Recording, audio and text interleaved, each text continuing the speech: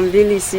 Comment être autonome financièrement? Quand on est financièrement à l'aise, quand on est financièrement épanoui, on peut également échapper ou éviter des violences basées sur le genre. La société, des fois, oublie l'importance de la femme. Du 25 au 29 octobre 2021, la GPEF, l'Alliance globale pour la protection de l'enfant et de la femme, a exécuté une série d'activités de formation et d'écoute à l'endroit des jeunes femmes survivantes des violences basées sur le genre à Notchan, chef-lieu de la préfecture de Haro. C'est dans le cadre de la mise en œuvre du projet d'appui à la résilience et à l'autonomisation socio-économique des jeunes filles vulnérables en temps de Covid-19 au Togo, avec le soutien financier du Fonds canadien d'initiative locale. Le but de cette formation est d'aider les jeunes filles à être autonomes.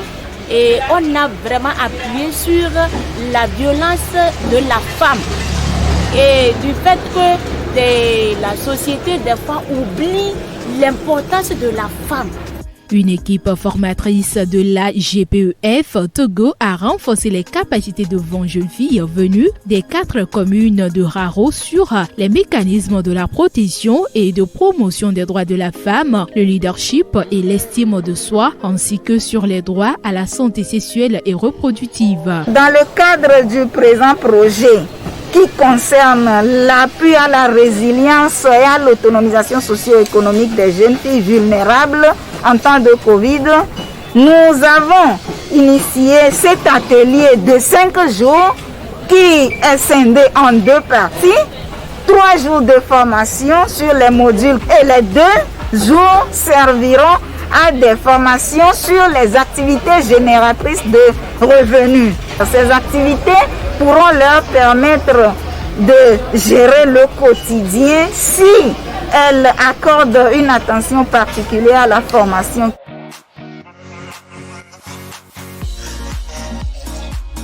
Au cœur de cette formation de renforcement de capacité, les 20 jeunes filles participantes ciblées ont bénéficié d'un mois des formateurs des kits de dignité composés entre autres de serviettes hygiéniques réutilisables, de détergents, de cache-nez. Cette formation, les jeunes filles se sont intéressées à ce que je leur ai appris. Les colliers en perles, les boucles d'oreilles en perles, les chaussures en pagne, les sandales en pagne, les bracelets en pagne et les boucles d'oreilles en pagne.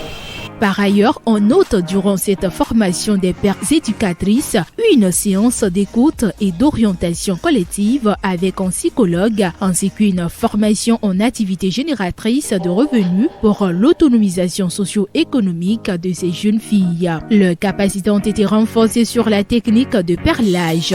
Elles ont exposé les perles et chaussures fabriquées par elles-mêmes, ce qui leur a valu des attestations de fonds de formation. Le guide d'accompagnement des survivantes de VBG, élaboré par la GPEF Togo, a été vulgarisé lors de ces sessions de formation et des échanges et discussions ont été menés autour. Nous avons des guides d'accompagnement des victimes de violences basées sur le genre que nous leur avons remis. Ces guides comprennent des informations détaillées sur les violences basées sur le genre, les conduites à tenir en cas de VBG, et le centre à approcher, et d'autres informations encore sur les associations qui traitent les cas de VBG. Il faut noter que ces mêmes sessions de formation ont été menées par la GPEF à Sokodé du 15 au 20 novembre, dont une vingtaine de jeunes filles ont également bénéficié des mêmes opportunités. Il y aura des activités de suivi pour voir comment ça évolue, comment elles se défendent. Notre souhait le plus cher, c'est que cette formation s'étend